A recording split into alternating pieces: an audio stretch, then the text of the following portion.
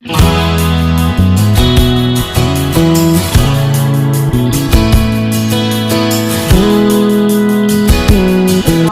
Welcome to all. हमारी आज की क्लास में आप सभी का स्वागत है। हमारी कविता चल रही है प्रभु तुम मेरे मन की जानो। नाम से ही स्पष्ट है कि इसमें किसी व्यथित हृदय ने अपने ईश्वर से अपने मन की भावनाओं को अभिव्यक्त किया है।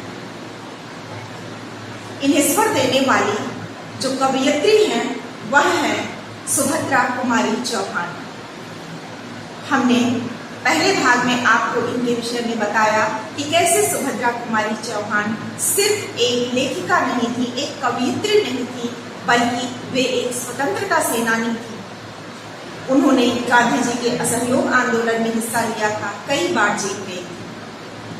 राष्ट्र के प्रति ओत-प्रोत कविताएं लिखने में वे सिद्धहस्त थी। उनकी कविताएं राष्ट्रवादी भावनाओं से परिपूर्ण थी। राष्ट्र प्रेम उनकी कविताओं का मुख्य विषय था। लेकिन एक नारी हृदय होने के कारण उन्होंने नारी की सुकोमल भावनाओं का चित्रण भी किया है। विभिन्न कहानियों और विभिन्न कविताओं में उन्होंने नारी हृदय की विवशताओं, उनकी कोमलताओं इत्यादि का उल्लेख किया है। उनकी ममता भरे दुख का उल्लेख किया है और बच्चों से संबंधित ममतामयी रचनाएं भी उन्होंने लिखी हैं। हमारी पाठ्य पुस्तक में संकलित ये कविता प्रभु तुम मेरे मन की जानो, इसमें उन्होंने नारी हृदय की वेदना का चित्रण किया है। वह भी उस समय की उन तत्कालीन परिस्थितियों का चित्रण किया है जब हमारे भारतीय समाज में छुआछूत जैसा भेदभाव व्याप्त था। लोग एक दूसरे से जाति के आधार पर, धर्म के आधार पर, ऊंच नीच के आधार पर, अमीरी गरीबी के आधार पर भेदभाव करते थे और आम जनता में बहुत से लोग इस छुआछूत के शिकार होते थे। उन्हें अछूत करार दिया जाता था, उनका मंदिरों में प्रवेश वर्जित हो जाता था, उनके साथ कोई खान पान का संबंध नहीं रखना चाहता था और समाज के उच्च और कुलीन वर्ग के कहे जाने वाले लोग उनके साथ विभिन्न प्रकार के भेदभाव को बर्ताव करते थे। इसी विषय में एक नारी के भक्त हृदय का चित्रण करते हुए यहाँ पर सुभद्रा कुमारी चौहान ने बताया है कि जिसके मन में ईश्वर के प्रति निस्वार्थ भाव से श्रद्धा होती है, निस्वार्थ भाव से आस्था होती है, उसके हृदय में कैसी भावनाएं उठती हैं, वह कैसे अपने प्रभु के चरणों में अपनी श्रद्धा के फूल समर्पित करना चाहती है। कविता के पहले भाग में हमने आपको बताया कि समाज में अछूत जाति की सदस्य माने जाने वाली एक स्त्री कैसे भगवान के दर्शन करना चाहती है, उनका पूजन करना चाहती है और वह ईश्वर से अपनी अभिलाषा व्यक्त करती है कि हे प्रभु मैं बहुत गरीबनी हूँ, बहुत अकिंचन हूँ, बहुत क्षुद्र हूँ, मुझे तुम्हारे मंदिर में आने तक का अधिकार नहीं। ऐसे सामाजिक प्रतिबंधों में मैं बंधी हुई हूँ, लेकिन फिर भी मेरी इच्छा है कि मैं आपके द्वार पर आकर आपका पूजन करूँ, इसीलिए मैं पूजा का थाल सजाकर आपके पास आ रही हूँ। और इस तरह घोर में ही, अंधेरे में ही सबसे छिपते छुपाते पूजा की थाल सजाकर, हालांकि वह बहुत गरीब है और आर्थिक अभावों से जूझते हुए भी उसने अपनी पूजा की थाल सजाई है, पूजन सामग्री भोग इत्यादि इकट्ठा किया है और सब लेकर वह मंदिर के द्वार तक पहुंच जाती है। भोर में ही मंदिर में पूजन करने जाती है ताकि उसको कोई पूजन से ना रोके। लेकिन वहां पर मंदिर की पूजा अर्चना करने वाले पुजारी ने उसे रोक दिया।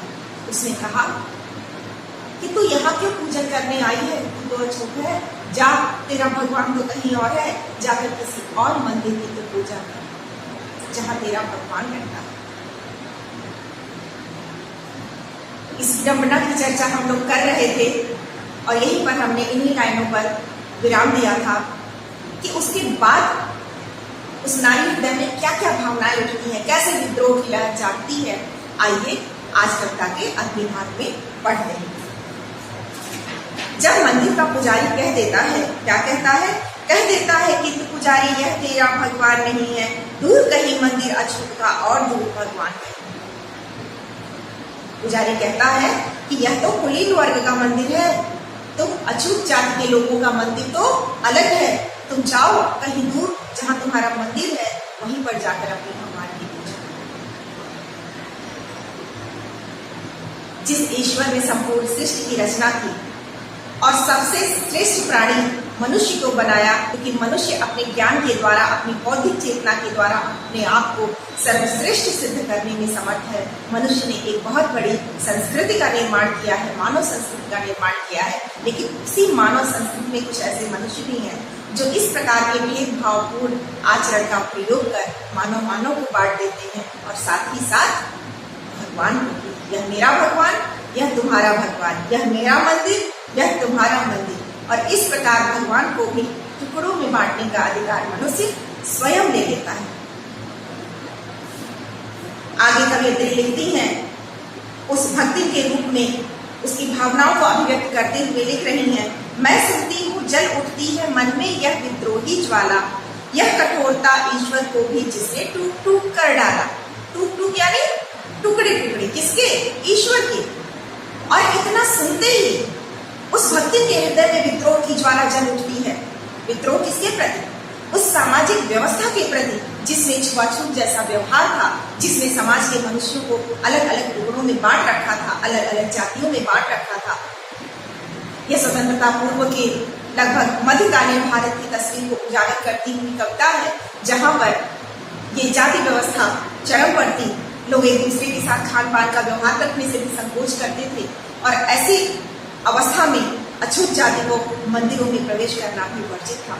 पुजारी उन्हें दूध से ही प्रसाद देते थे और स्वयं ईश्वर का पूजन करने का अधिकार नहीं देते थे। ऐसी ही व्यवस्था पर विद्रोह करते हुए कवियत्री का सेना धधक उठता है और एक भक्ति के रूप में उनका स्वर मुखर हो उठता है कि यह कैसे मनुष्य हैं जिन्होंने सृष्टि का निर्माण करने वाले ईश्वर के ही टुकड़े टुकड़े कर दिए। वह कहती है कि पुजारी की ये बात सुनते ही मेरे मन में विद्रोह की ज्वाला जल उठती है। उस सामाजिक व्यवस्था के खिलाफ, ऐसी मानसिकता के खिलाफ जो इंसान होकर इंसानों से भेदभाव करती है। यह कठोरता ईश्वर को भी जिसने टूट टूट कर डाला। वह कहती है कि मैं इस कठोरता का विद्रोह करती हूँ। कठोरता यानी कड़ापन, रूखापन। इस प्रकार के कड़े और रूखे प्रतिबंधों का मैं विरोध करती हूँ जिसमें मनुष्य में भेदभाव हो, यहाँ तक कि मनुष्य स्वयं को इतना बड़ा नियंता, इतना बड़ा नियामक समझ ले कि वह इस सृष्टि का निर्माण करने वाले ईश्वर के भी टुकड़े कर ले। यह मेरा भगवान, वह तुम्हारा भगवान, यह मेरा मंदिर, यह तुम्हारा मंदिर। और इस प्रकार से ऐसी व्यवस्थाओं वाले सामाजिक मान्यताओं, परंपराओं और रीतियों का विद्रोह करते हुए उसका मन चित्कार उठता है। वह कहती है कि यह पुजारी की ये बातें सुनते ही मेरे मन में विद्रोह की ज्वाला धधक उठती है। यह निर्मम समाज का बंधन, निर्मम यानी बिना किसी मर्म का, अत्यंत कठोर। यह निर्मम समाज का बंधन और अधिक अब सह न सकती। वह कहती है पुजारी की उन बातों को सुनकर कि मैं समाज के इन प्रतिबंधों को अब मैं नहीं मानूंगी। यह जातिवाद, यह धर्म भेद, यह जाति भेद, इन सारे भेदभावों को मैं अब नहीं मानूंगी। अब इन बातों का विद्रोह करने का समय आ गया।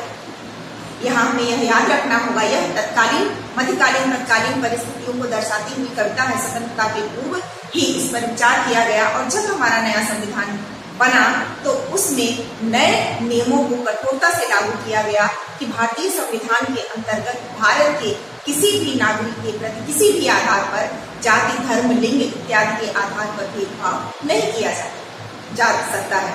अब यह कानूनन अपराध है। स्वतंत्र भारत के संविधान के अनुसार यह कानूनन अपराध है। यहाँ समानता का अधिकार है और साथ ही साथ अस्पृश्यता उन्मूलन अधिनियम विशेष रूप से रखा गया है। यदि छुआछूत के आधार पर, अस्पृश्यता के आधार पर किसी के साथ कोई भेदभाव हो तो उसके लिए डायरेक्टली हम वाद कर सकते हैं, अभियोग लगा सकते हैं। तो उस समय की बात हो रही है जब समाज में ऐसी परंपराएं, ऐसी रूढ़ियां, ऐसे कुविचार और कुरीतियां विद्यमान थी। इन कुरीतियों के कारण ही यह महिला, यह जो भक्ति है, यह विद्रोह करती है और विद्रोह करते हुए कहती है कि मैं समाज के इन निर्मम बंधनों का, इन कठोर बंधनों का, जिनमें कोई दया नहीं, ममता नहीं, माया नहीं, इनका मैं सदैव विद्रोह करती हूँ, सदैव विरोध करती हूँ कि अब मैं इन बंधनों को नहीं समझती। याद रखिए, जब समाज में कोई भी व्यवस्था अत्यंत कष्टकारी हो जाती है तो उसके प्रति विरोध का स्वर उठता है। यह झूठा विश्वास प्रतिष्ठा झूठी, इसमें रह न सकूंगी। वे कहती है कि यह कैसी मान प्रतिष्ठा है जिसमें एक व्यक्ति को इतना सम्मान है कि उसे सारे अधिकार मिल जाते हैं, और एक व्यक्ति की प्रतिष्ठा कुछ नहीं। प्रतिष्ठा यानी सम्मान।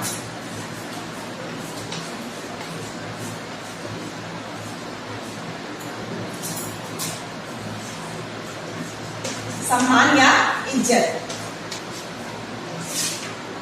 तो यह कैसा समाज है जो कुछ ही लोगों को मान सम्मान और इज्जत देता है, और वही लोग समाज के लिए नियमों का निर्माण करते हैं, वह भी ऐसे नियमों का जो कि समाज में भेदभाव उत्पन्न करे। वो कहती है कि मैं ऐसे किसी भी कठोर नियम का पालन नहीं करूंगी, मैं इन सारे नियमों को अब नहीं सह सकती हूँ। ईश्वर भी दो है, यह मानो मेरा मन तैयार है। वह कहती है कि पुजारी, जो तुम यह कह रहे हो कि ईश्वर दो है, तुम्हारा ईश्वर अलग और मेरा ईश्वर अलग, तो यह मान लो कि मैं इस बात को कतई नहीं मानती कि मेरा और तुम्हारा ईश्वर अलग हो सकता है, क्योंकि ईश्वर तो एक ही है जिसने इस संपूर्ण सृष्टि को बनाया है, तुम्हें भी बनाया और मुझे भी बनाया, तो फिर तुम्हारा और मेरा ईश्वर अलग कैसे हो सकता है? मैं इस बात को मानने के लिए कतई तैयार नहीं हूँ। वह कहती है किंतु देवता यह न समझना, तुम पर मेरा प्यार नहीं। वह कहती है, बाहर से द्वार से ही भगवान से प्रार्थना करते हुए क्या कहती है कि किंतु मेरे ही ईश्वर, मेरे ही देवता, मेरे मन में तुम्हारे प्रति अगाध असीम स्नेह है, असीम श्रद्धा है। यह मत समझना कि इस पुजारी के इन वचनों के कारण मैं तुम पर आस्था नहीं रखूंगी, तुमसे प्रेम नहीं करूंगी, तुम पर विश्वास नहीं रखूंगी। मेरा तुम पर अटूट विश्वास। इस प्रकार वह ईश्वर के प्रति अपने निस्वार्थ प्रेम को, अपने निस्वार्थ श्रद्धा को, अपनी आस्था को अभिव्यक्त करती है। ईश्वर से के समक्ष कहती है कि हे ईश्वर, पुजारी भले ही मुझे कह रहा है कि इस मंदिर पर मेरा अधिकार नहीं, मैं यहाँ पूजन नहीं कर सकती, लेकिन मैं इन नियमों को मानने के लिए बाध्य नहीं, मैं इन बातों को नहीं सह सकती। मेरा आप पर पूरा आस्था है कि आपने इस सृष्टि को बनाया है, और आपने जब भेदभाव नहीं किया किसी मनुष्य ने, तो फिर मैं भी ये मानने के लिए तैयार नहीं हूँ कि मेरा ईश्वर अलग और इस पुजारी का ईश्वर अलग हो सकता है। तो मैं आप में पूर्ण विश्वास रखती हूँ, आपके एक ईश्वर रूप में पूर्ण विश्वास रखती हूँ कि आप एक ही ईश्वर हैं जो सृष्टि के नियामक है, नियंता है। मैं समाज के इन ढकोसलों को मानने के लिए तैयार नहीं हूँ। मेरी आपके चरणों में अगाध श्रद्धा है, और मेरा यह विश्वास और मेरी यह आस्था सदैव आप पर बनी है। आगे भक्ति अपने ईश्वर से और क्या क्या बातें कहती है, इसकी चर्चा हम अगले भाग में करेंगे। तब तक प्रतीक्षा कीजिए।